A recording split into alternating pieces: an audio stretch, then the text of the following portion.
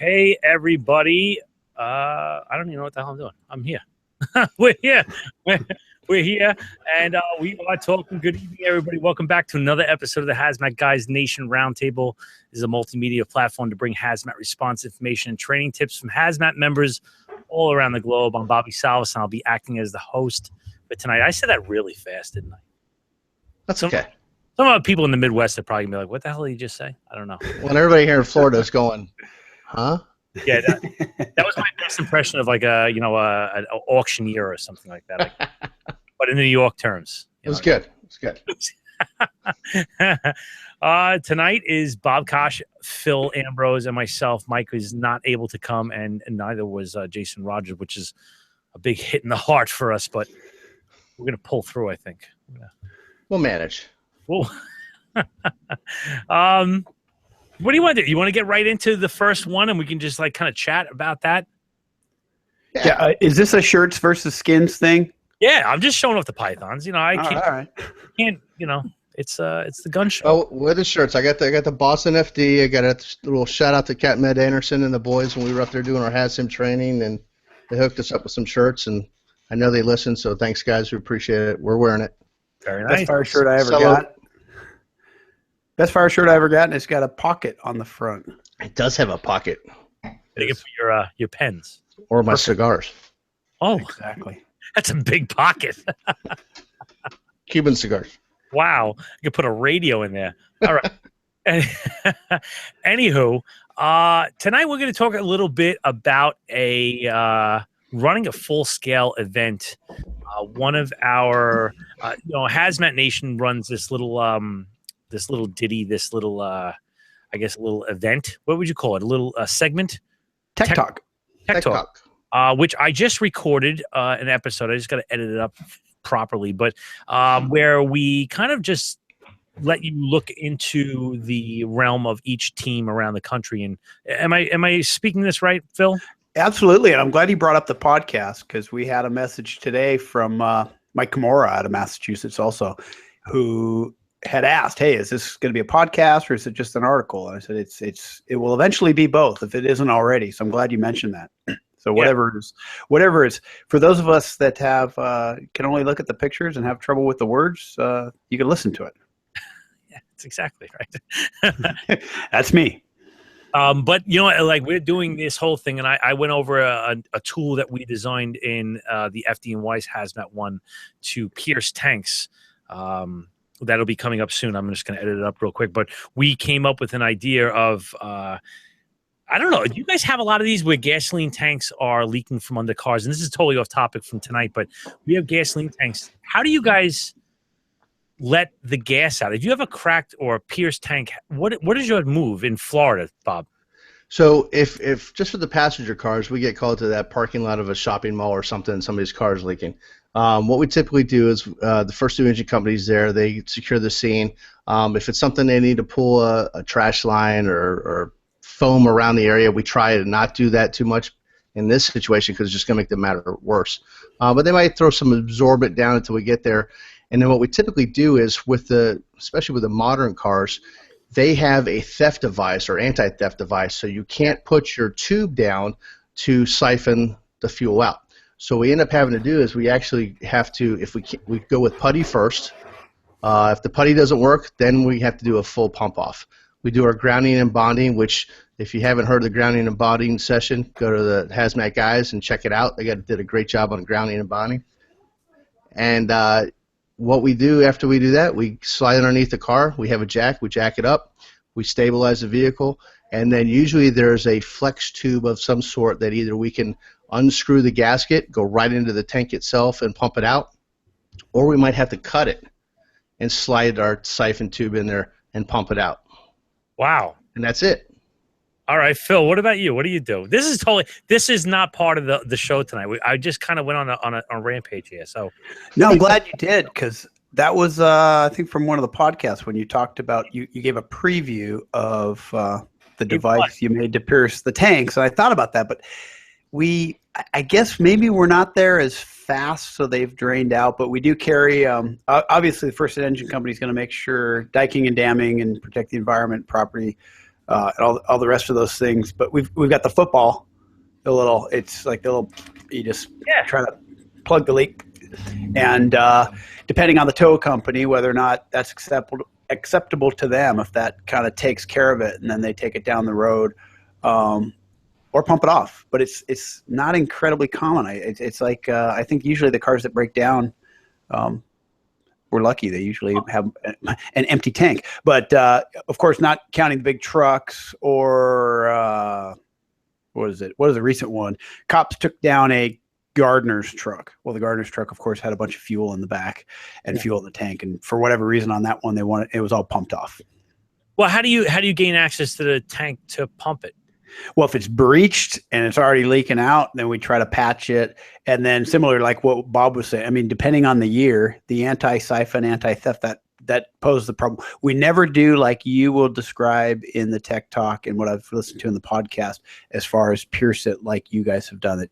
Wow. Just wasn't in the. So when I had heard that the first time, I thought, wow, are you guys that innovative, or are we that far behind? But we hadn't done it. I think it sounds kind of like we're cowboys. I mean, like, we're running like nuts. No, the first thing I thought of is you must go on a lot of those, because when you go on a lot of something, you come up with a better way to do it. But to me, it sounded like a great way. It was NASCAR style fuel offloading. We really we go to a good amount of these. I'm going to say we go to like 5 a week. Oh, that's you got us blown away. Yeah, we're looking at like 5 a month. I'm told probably it's got to be between 2 and 5 a week, I'm going to say. And what we used to do when I first got into special operations, we used to jack the car. Now, first off, we do all that crap, the speedy dry application, the catching the fuel and all that crap. But what we used to do was we don't even bother with the whole plugging, diking, patching, footballing, nothing. We offload the tank. That way when we know, because in New York, at least in New York City, the guy in the tow truck driver, as soon as he lifts the back of the car and it stops leaking, it's good. And then he puts it on the back and it's not good. And then he calls it anymore. We don't deal with it anymore. So we just offload the thing. And what we do is, like Bob was saying, the anti-siphon device basically prohibits that. We used to go through the trunk and cut the fill line with like a Hurst tool or a Sawzall. Wow. But that sucks in itself getting there. So what we really do is, when I first got into special operations, we used to jack up the back of the car, put a Halligan underneath on a 4x4 or something like that, and lower the car on the Halligan to pierce the tank, and then lift the car back up, and it would flow. But the problem was it was a big pain in the ass, and it never worked right. So they came up with this, I'm going to say like a 6-foot, 1/2-inch rod that had a plate and a big spike on it. And what you do is you would put it under the car on a jack in the pool, lift the spike, drop the spike, and pull the whole thing out. But the problem was that the gasoline is splashing everywhere. Decontamination was a nightmare. So me and a couple of guys, we got together and we said, well, why don't we just kind of like put the jack and the spike together? So what we did was we got a Honda, one of those, those scissor jacks, those knobs are going. And so at the top of it, we just mounted a spike. And now what we do is we go underneath the car in the pool and we hit it with a pneumatic drill with like 2-foot extensions. So we're outside the car and we jack the spike through the tank. It goes through steel, it goes through poly, it goes through everything. And when we drop the thing back down, the fuel just flows right out. And we're done in no time at all. And then you just pump it off out of the pool, right? That's it. And we're finished. It's no problems. Now, Mike likes to drill out. And what they do is those guys like to use like an inch and a half hole saw on a pneumatic right angle drill.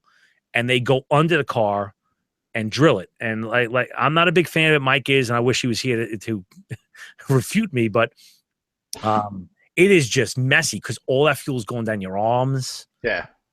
And so what they do is they take the speedy dry and they spread it around underneath their knees and then take the whole bag and put it over their arm and then operate the tool through their bag. Huh. And some guys are like, well, you're in the flammable range and you're doing this all the crap. But if the meter's not going off, are you really in the LEL? Yeah. Well, and you got precautions too. You got probably some type of hose line or at least a dry chemical extinguisher or something standing by.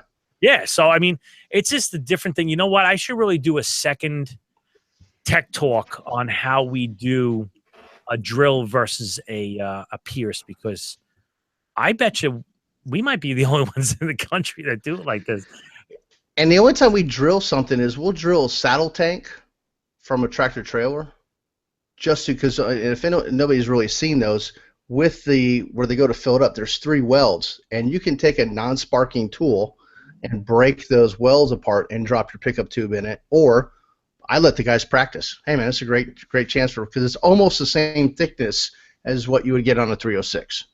So let them practice. Why not? It's about an 1/8 to 3/8 of an inch, 3/16 of an inch or so of aluminum, and it is good practice because you get that slug and everything like that. Yep. But that's a top drill, and Mike's talking about a bottom drill where bottom drill, yeah. Different. So it's just, you know what? I just completely, I don't know where the hell I came from, but I was just thinking about that. So I think it's great. I think you need pictures on the next podcast. You know what? I'll have to do that. Maybe we'll have to revisit that one, because that was a very popular. And if anybody that's out there, if you guys do something different, send us an email. Yeah. Let us know. Or maybe they don't think it's different. Maybe they just do it, but it is different. Yeah. Can we start like a little thread on Facebook or something like that with how you do it? Or contact Jason at hazmatnation.com and tell him, and it'll be in Tech Talk. You'll be famous.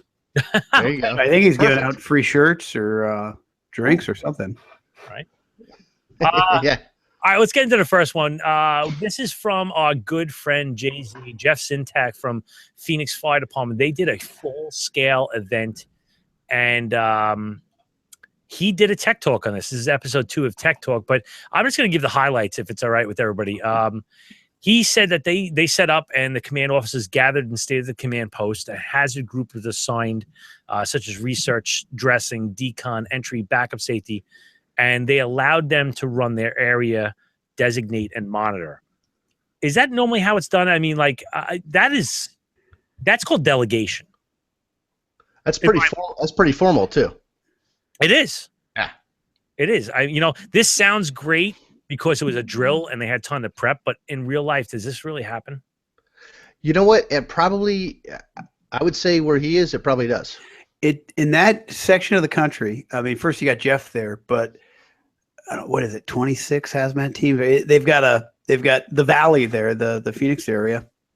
There's a whole bunch of different teams with a bunch of different patches, and I've been out there for drills. Bob has too, and they work incredibly well together. And I got to hang out a couple of years ago or more at one of their debriefs for a drill, and they were it was unique. I hadn't seen that type of, say, criticism of themselves, and if you weren't looking at callers, it was hard to know who was firefighter versus chief. Everybody kind of spoke up, and you could tell, wow, these guys just guys and gals, they worked really well together. There was maybe amongst their team they disagree, but I saw it as, wow, there's like a lack of ego, and there's that true hazmat, put your heads together kind of incident, rather than where some places have that problem. It might just be one individual that wants to kind of run the show, and what happens to the guys then. I mean, you try to micromanage, and sometimes it works the opposite for some crews.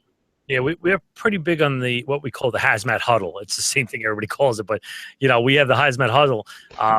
But I'll be honest with you, when the guys in New York City, at least, the guys that are riding the rig, the firefighters, they're specialists. These guys have gone to thousands of hours of training, and then you got the hazmat battalion chiefs. So they're specialist, chiefs. They're not specialists. That's a very I got to break this back a little bit. Everybody in New York City that's in special operations is technician level, right? And then there's maybe 30 guys in all of New York City that are termed specialists by New York City FDNY standards, and that it goes into tons of classes, tons of extra stuff. So when the specialists, who are just about only Hazmat 1, we're brought into that Hazmat huddle of the upper echelon, multiple stars, division chiefs. And so we do have that whole no egos, no thing. And when a firefighter talks to a 2-star chief, which is in New York City, that doesn't happen.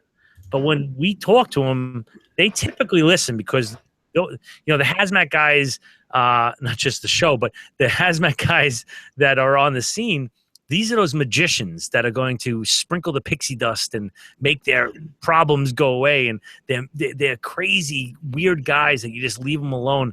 So when these guys come out, they're going to make your problems either better or worse. And you should really listen to their tutelage. And at least in New York City, it's pretty good like that. We work for the chief. We try to make it best. And these type of command post structures that allow the hands-on guy to talk to the incident command guy directly with no problems are the best systems. Right? I mean, I agree wholeheartedly, and I wish I don't want to put this. I wish more people, more departments did the same thing. It's refreshing, Bob. Thank you for that. Very refreshing. No, you're absolutely right because you're the expert. And you know what? All the chief really has to do is go, okay, because you're going to make the chief look good. Bottom line. That's what we want. Yeah. I think in so many of the listeners, too, the ones we've met, what's so unique and mentioning about, the Phoenix Valley, probably compared to you, Bobby, is everybody that shows up on scene, they might maybe work for a different acronym, but they're probably drawing their checks from the same, city, the city where, my team, so many teams, Jason's team, you're going to get, we respond to, 14 or 15 different cities now, and you're going to get a whole bunch of different patches and people you may only recognize from the last incident a year ago. So it's not necessarily, you have a much bigger scale, by numbers, but talking to Jason and some of these other teams that I remember doing some training in South Dakota, and their team was made up of firemen and cops.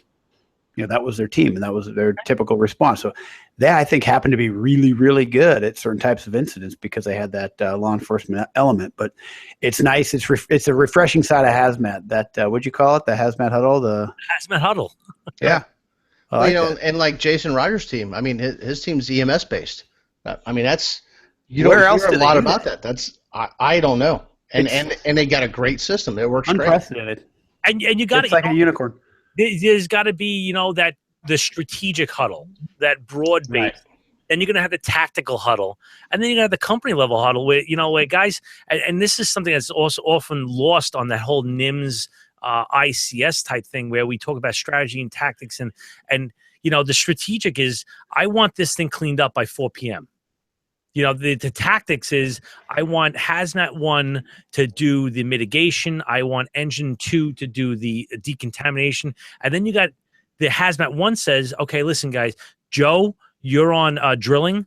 Bobby, you're on – and they break it down granular. Yeah. And it's supposed to go like that. And it can it can go like that, especially if you do training. Absolutely. And back to the tech talk. I mean, of course, it's Jay-Z, who anybody that listens to the show should know about. What I liked about that, and somebody mentioned it on the Facebook page, is like they get so many incidents there, and they really are busy. They get some stuff, and not only that, but they're willing to share positive and negative about it. And there's Jay-Z putting it out there, and you look at the article, it gives how to reach him. So he is completely approachable. So anybody, big team, small team, want to call somebody like the Chuck Norris of Hazmat, Jeff Sintek, give him a shout. Yeah, the boogeyman checks under his bed for Jeff. I mean, on page one, page one of this guide that I got, it even shows how to set that system up. Look at that. So right there, page one of the guide, it tells you exactly how to set up the system. Perfect. I love that thing. Fits right in the pocket. I love it. Love it. Well, in this case, they had a research bullet point for each step. I guess the response protocol wanted to follow for the search for the leak, and they gave a complete briefing to the entry and backups to make certain they understand each objective. I like that they had entry and backup present, and not just the entry guys and backup. You go and prep this, that, and the other thing, because the backup guys, in all reality, the entry team might be the recon. Is that the emphasis on the wrong syllable? I think I did. I still have on that one. You know, they might be the guy. The backup team is probably going to be the guys, and most times it's going to be the guys that actually take care of the leak, that actually stop the problem. You know, I mean, at least that's how I see it. It's all right. Let's Good see. stuff. This part right here is a little interesting to me. I'm going to read this off, and I might have to reread it, though. We were going to use an iPad and FaceTime for communications. We backed this decision up with a handheld video camera and a receiver in case we had a comm breakdown. And what do you know?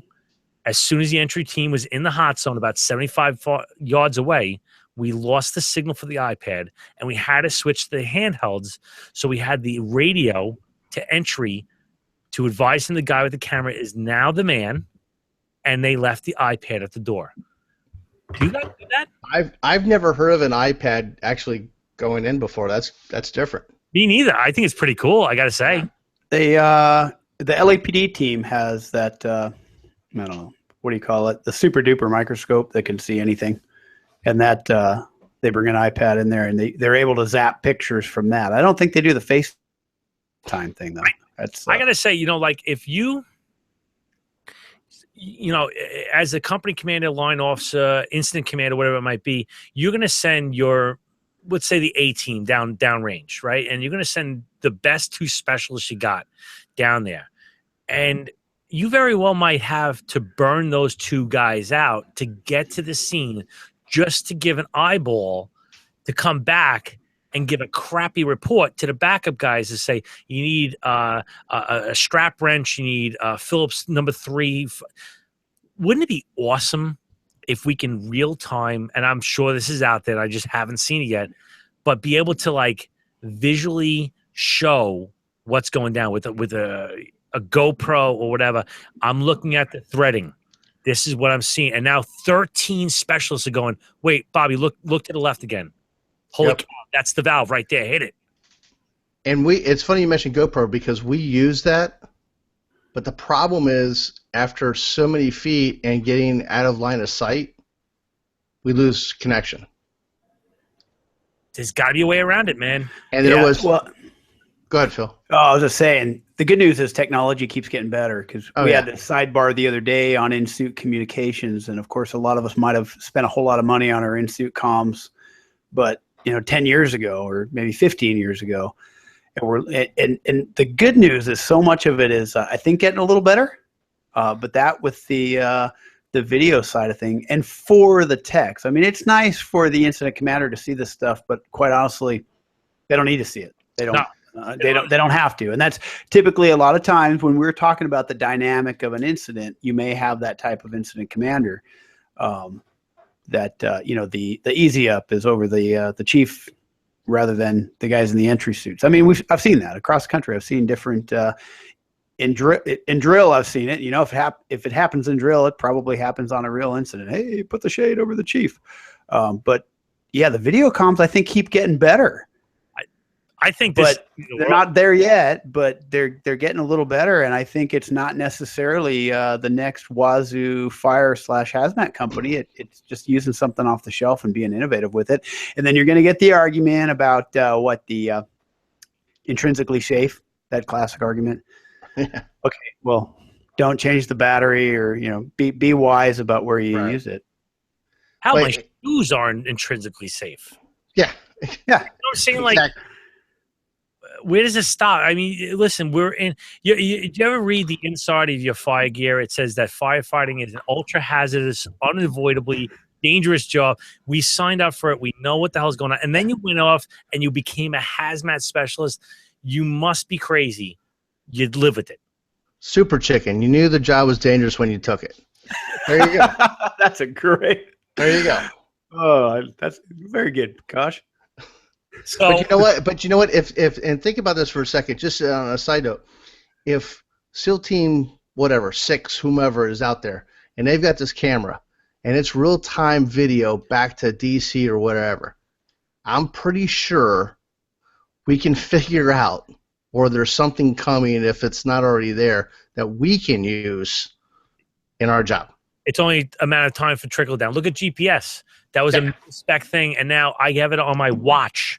I have it on my watch. They're putting in SCBA's. There you go. Look at that. Bam. I don't wear a watch. I have my scotch. I'm not a watch. Yeah. When asking what is RP? That's the responsible party, reporting party. Those are the kosher ways to say it. Okay, when asking the reporting party about the leak, we asked them to take us all the way to completion, what we should do to look for the leak, and what we should do when we stop it, the tools we may need, and what if we can't stop it. That's an interesting point. What if we can't stop it? That's a really good point. I mean, you could throw any different chemical in here. You could throw ammonia, which seems to be the flavor of the week. You could throw chlorine, any type of doomsday type gas out there. What if you can't stop it? Like, what's the fallback? We never talk about that. Just minimize the best you can is it, really. Well, I think it's a great point because we talk about Plan D, and a lot of times it's thrown out there, but to compare it to, say, extrication. What happens in extrication? It's very, very, say, even emotional, because there might obviously there's somebody trapped and people get committed to that plan A.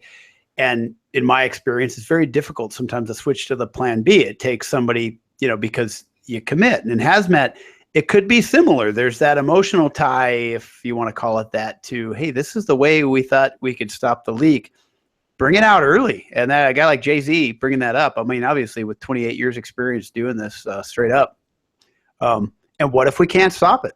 What next? And I think that's a fair question to ask on every single incident, even if it's something a little more minor. What if we can't? Yeah. And the answer might be, well, in 30 minutes, it's going to dissipate to the environment. Okay, well, at least we asked the question. We thought about it, because you have to be able to disconnect and change gears, because you see it all the time on incidents. And I'm one of those. Man, I'm down this path. I can do it. I can just go a little faster or work a little harder, but sometimes it means taking a different path. Well, and that brings up a great point, and I think that's where Jeff was really going with this, is that pre-planning, going and finding those answers prior to the incident, really takes that pressure off the guy. And if you make something like a flow chart, like the Hazmat field guide, and you have an idea of where you're going to be flowing with this thing. Now, listen, it's impossible to pre-plan everything in all of our districts. My district is enormous. There's no possibility that I can possibly even know the places that are legit, let alone illegitimate. So I mean, you got to be able to fly off the seat of your pants and be on your heels a lot and be good with it.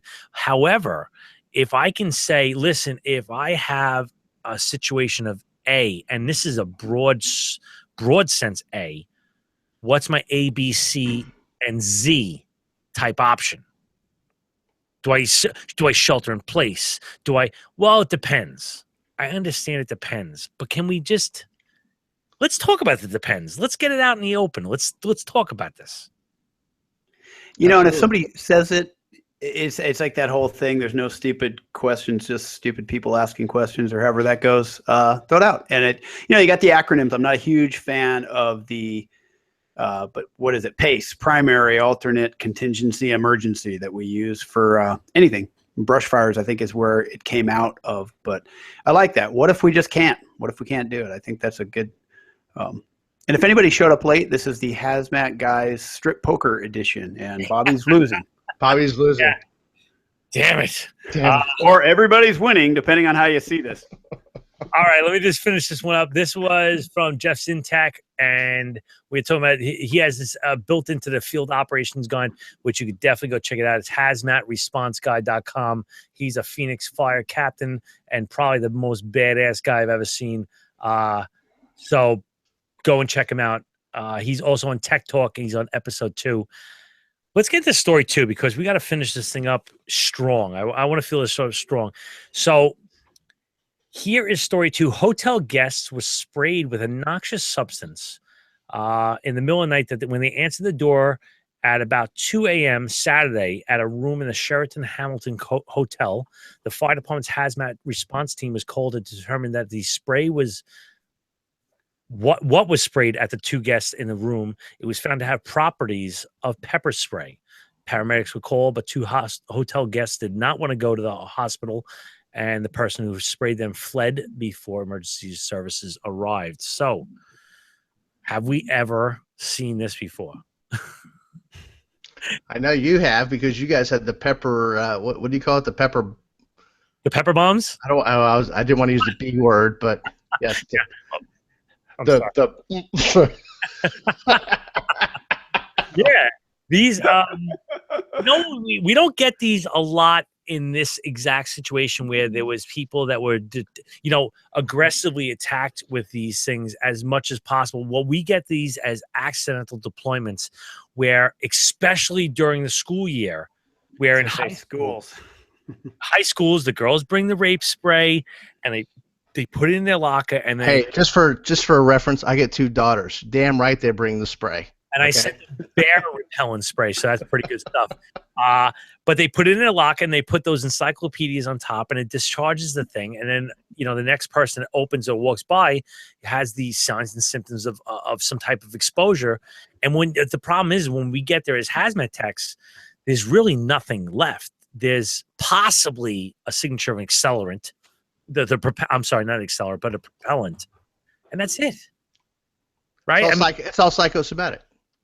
What do you got to detect, Bobby? What are you carrying? Do you have anything that can detect the pepper spray? Yeah, actually, we used to use the AP 2000. Remember that old relic? Yeah, the door stop.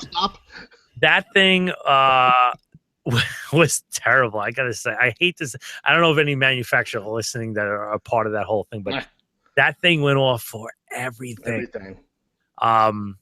We would use, all right, so just not to really get deep into it, but you got to think about your metering technologies and what goes from what. You got super, super, super sensitive stuff. You're going down to like GCMS.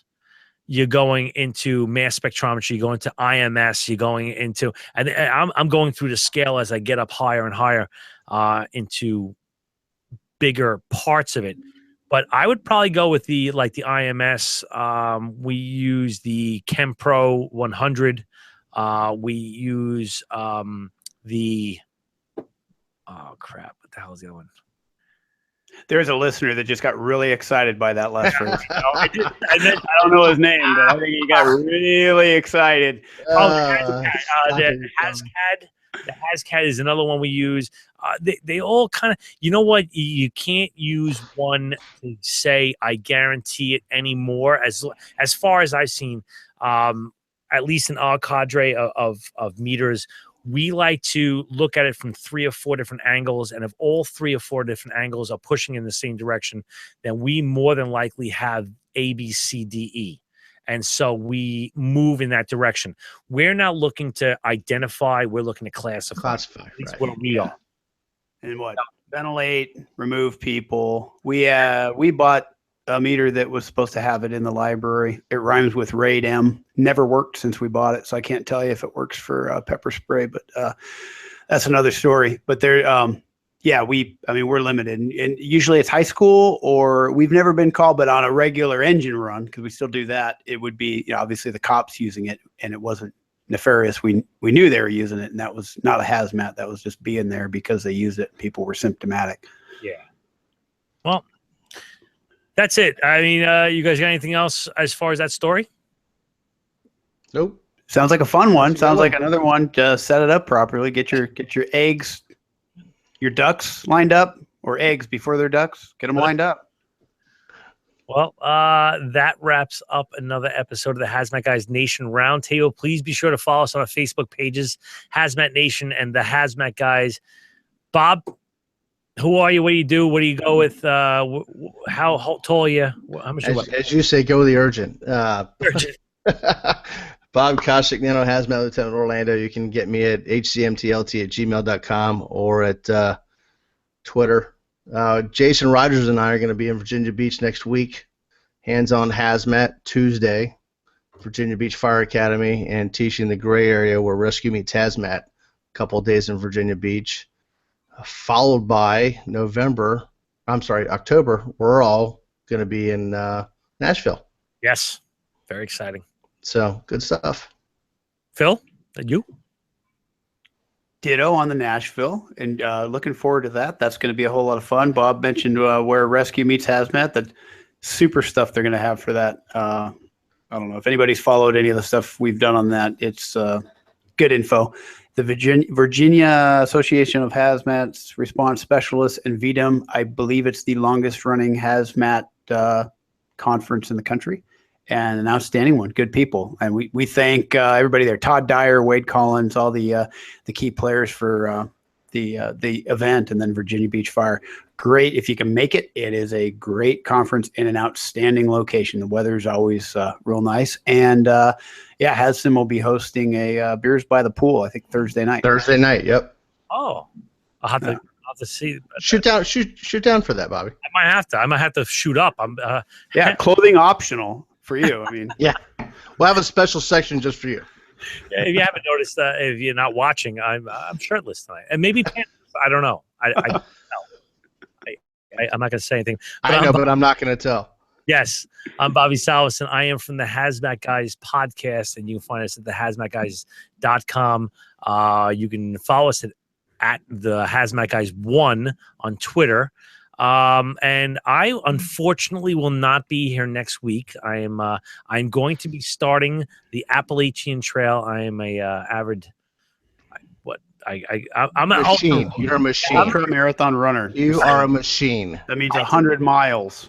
I do ultra marathons a lot, and I am taking on the task of doing the Appalachian Trail as a through hike. However, I'm doing it in sections, so don't lose your mind. I'm only doing about 10 days, and then I'll be back to pick up the pieces of this show after it's in shambles. I'll be watching the Garmin data.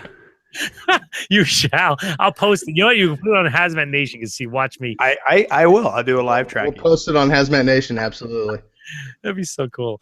That'd be actually really cool. Anyway, be sure to catch us next week, and we do this show live every Tuesday at 21:15 hours Eastern Standard Time on Google Hangouts. We'll also. Did you know that Google Hangouts is going to be changing over to YouTube Live? I heard that. Yeah. I don't know when. I don't think it's going to impact us at all, but I just want to let everybody know that. I believe the comments thing will be back better with that, right? I thought I read, and that's the big disappointment is not, and that we can get live comments better. Yeah, I think it's going to be much improved. I think everybody's going to be very happy with it. But we also produce a podcast version, an audio-only version of this, and you can find it under iTunes under the Hazmat Guys Nation. And we'll be posting this video immediately on our YouTube channel at THMGnation@gmail.com. Did I miss anything? Perfect. All right. Perfect. Well, that's it, guys. We'll see you next week. Bye. Be safe.